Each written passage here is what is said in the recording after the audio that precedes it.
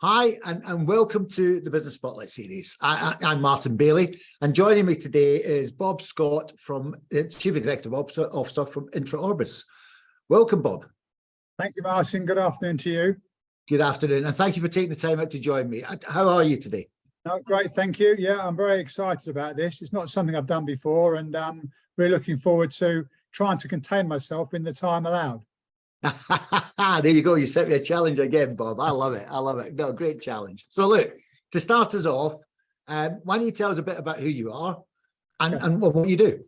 Okay, my name's Bob Scott. I'm the CEO and founder of IntraOrbis Limited, which is the global investigations company.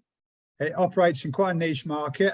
We specialise in brand protection and investigations into associated frauds and intellectual property issues around counterfeiting and the like. Wow, that sounds like an exciting and an interesting field to be in.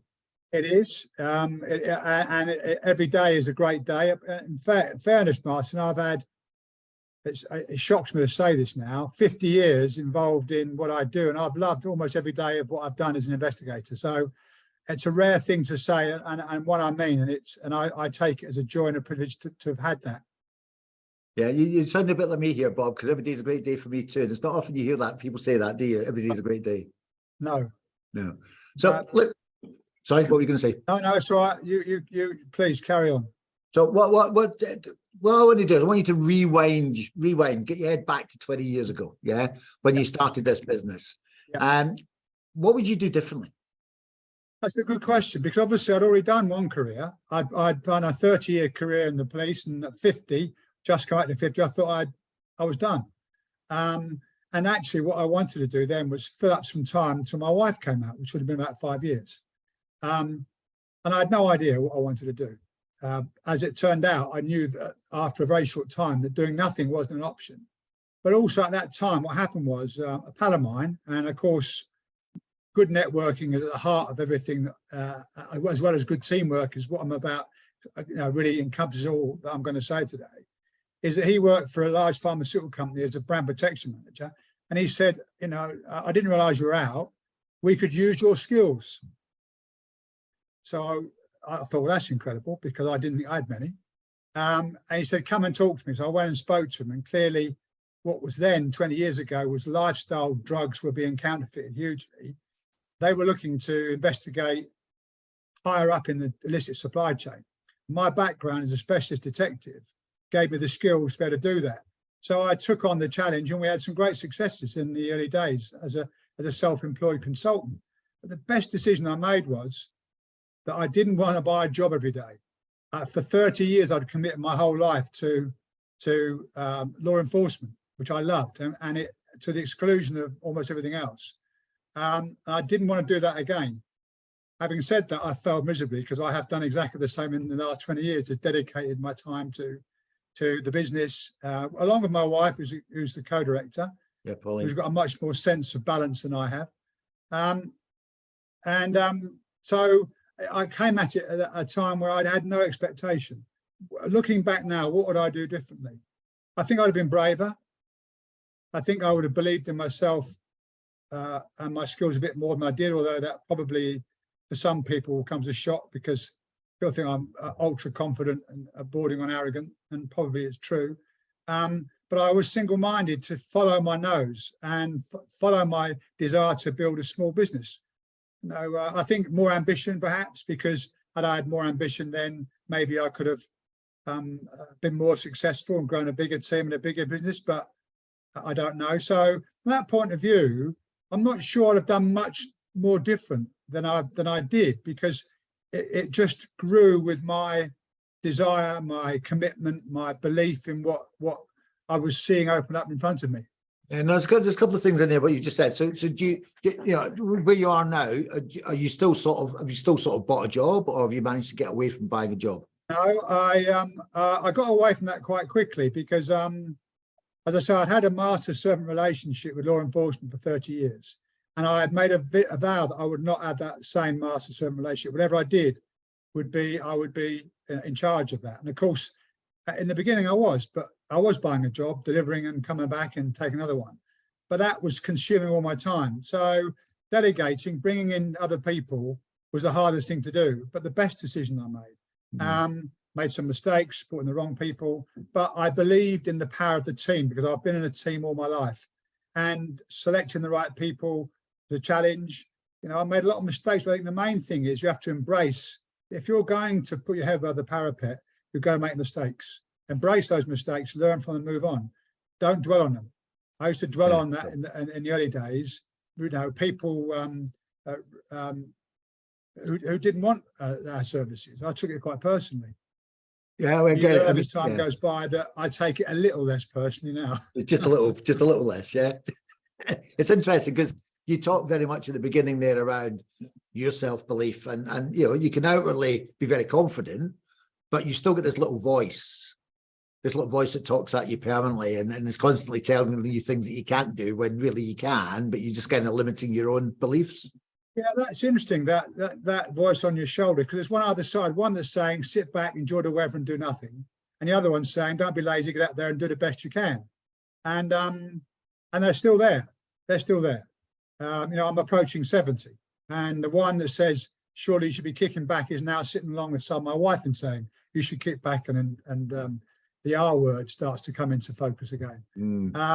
But the one on the right has still got a very strong pull, and that is that now we're a solution provider. We solve puzzles, and I've solved puzzles all my working life, or tried to, along with the team, and that gets me out of bed still now. As very sad as it is to say, every day is a challenge that I enjoy. Now it's differently because I've got a team, and the team are empowered. We've got 2 managers, 10 full-time staff, 26 strategic partners worldwide. There's a lot to be thinking about in working on the business, not for it. So no, I don't work for it now. Well, that's not entirely true. Maybe occasionally, because you know, being on the tools is something where you come from. You can't resist. It's written all over your face, Bob. And of course, with all that depth of experience, why wouldn't you sometimes just dip back in and enjoy it, let it roll over you? Yeah, just to show you still got it. Yeah, exactly. Yeah, no, okay, exactly. Cool. So look, you've obviously got a team, and you talked about making some mistakes. So what's been what's your biggest learning been as an employer since you started the business? The biggest learning was learn to trust people and delegate. Become a control freak, and now our managers will tell you that, you know, both my wife and I still very much want to know the ins and outs of what's going on, but not to the same level as we used to. As is quite a complex business, operating across the world, different currencies, different time zones, different clients, different requirements. So there's a high degree of risk involved, and both Paul and my wife and I accept that risk we have from the start. You know, I guess one of the things, I've been a risk taker probably most of my professional life. So trust the power of the team, trust your instinct, believe and have that belief in what you're doing. You know, be single-minded in your vision, because somebody needs to be in control and drive that vision. Never stand still, because if you stand still, you'll go backwards. All the things really that have been said, there's no magic to this. I think the magic comes from within. You know, you have to have that inner drive and that inner belief, and be prepared not to succeed. You know, I've never had the fear of failure. In fact, failure is not a word that I really much enjoy, because I think it's more about not succeeding to the level you want to succeed at, not fail. Fail is a different word. I think it's interesting, you know, failure or not succeeding, it depends. You know, I look at that situation as being learning. Yeah. So you're learning for the next time to succeed.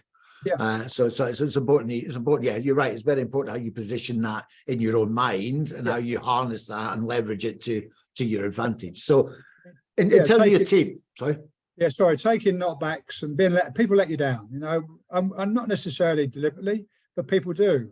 You know, one of my mentors in the early days, way back in 2003, said to me, "I'll never be a businessman because people let me down. They don't do the job the way I want it done."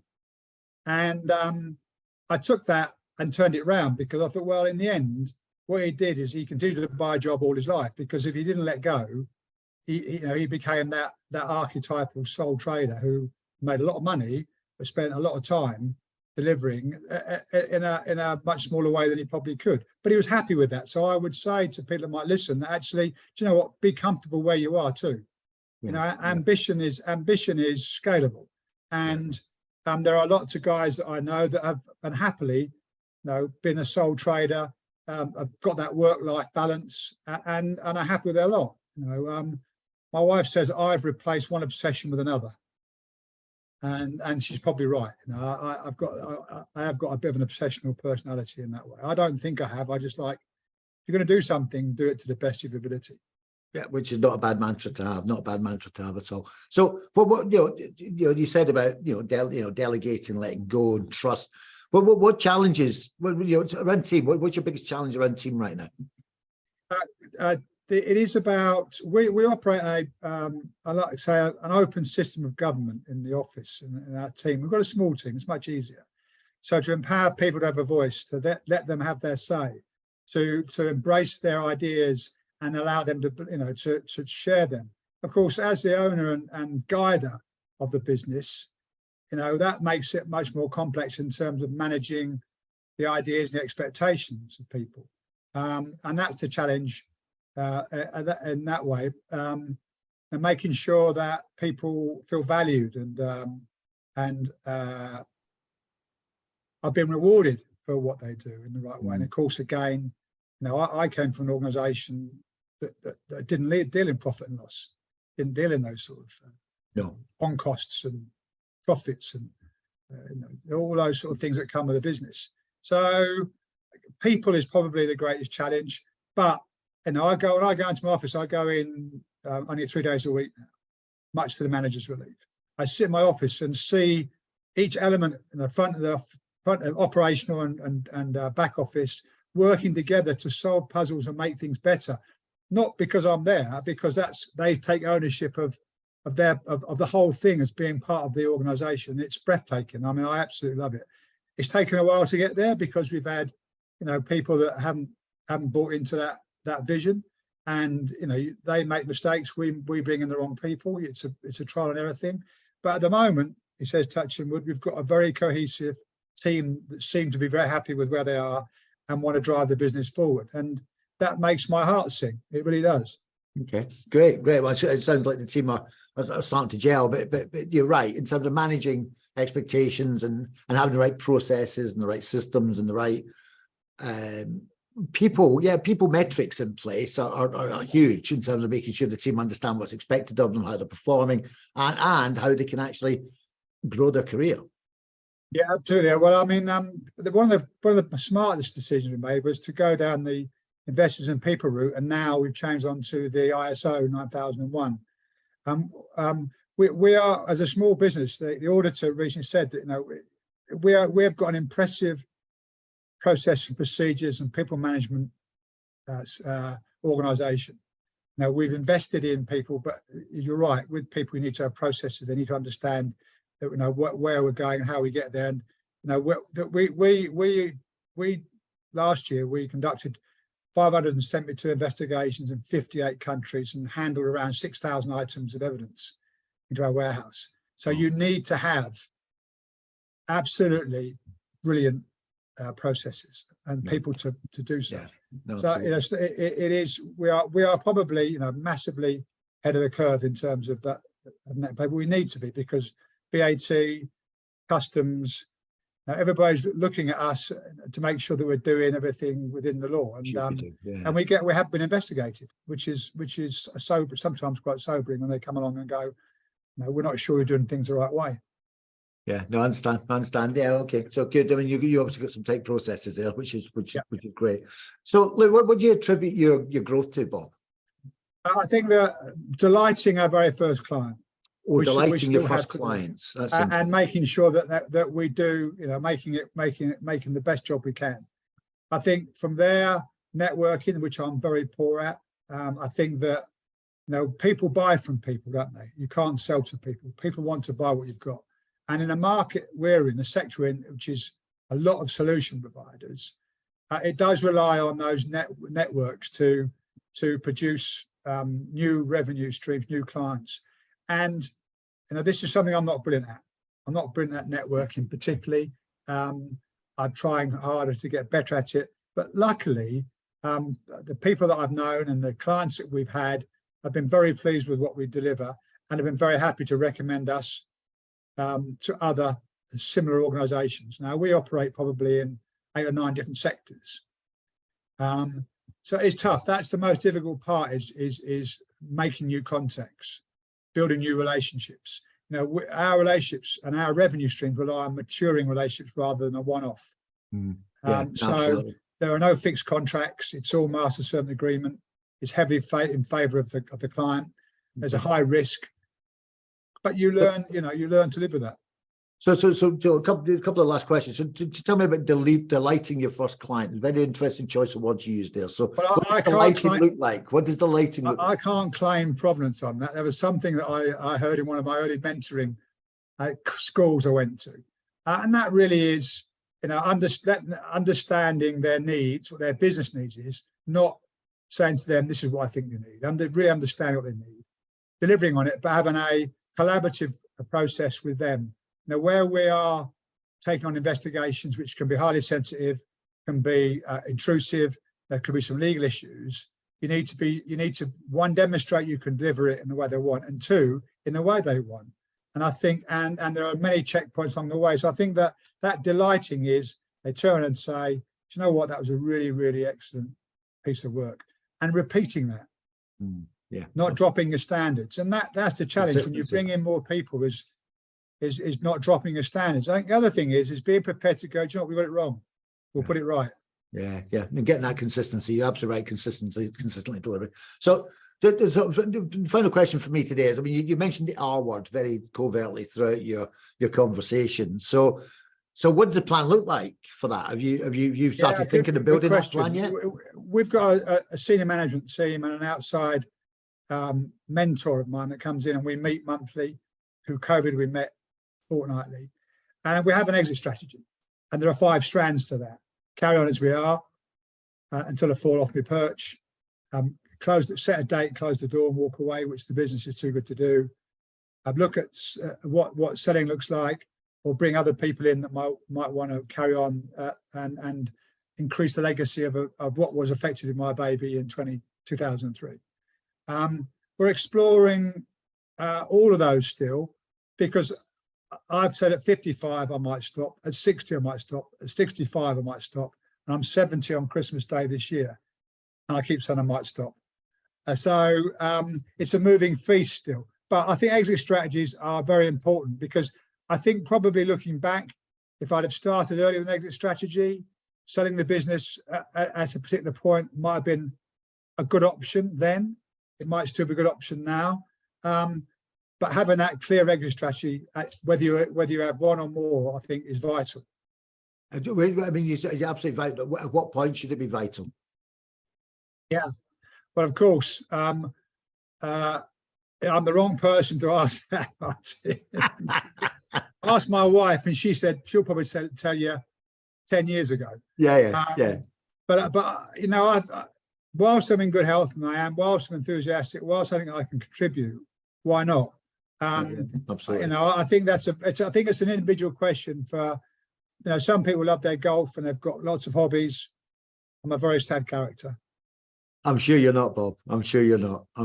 But look, a great honest answer. Thank you very much. And I hope you don't mind me asking that question, because it's quite important. I mean, for other business owners to know, you've got to be working towards some sort of exit strategy at some point, because you do. It's going to end at some point, and if you don't, it's going to creep on you and catch you from behind. Yeah, absolutely. And of course, there are a lot of other variables there. So it is an individual choice. But we did start our exit strategy planning, at 60, and then towards 65, because that was when you could draw your old age pension. I say that, it's shocking, isn't it? But you get to, at 50, I thought I was done. I was tired and worn out. And then I got to 55 and thought, no, I'm having too much fun. I got to 60 and thought, no, this is still too much fun, and the business is growing quite nicely. Let's just go a bit further. Yeah. 70 going, you know what? I think I can push it a bit further. Good on you. Well, look, it's been absolutely fantastic talking to you today, Bob. And look, you've got a fantastic business there, clearly growing and doing really well. And there's a load of learning in this chat for loads of people. So thank you very much for giving up your time. and your knowledge to take part in this. I really appreciate it. It's a pleasure. It's been brilliant. And look, have a great day. Thank you, Martin.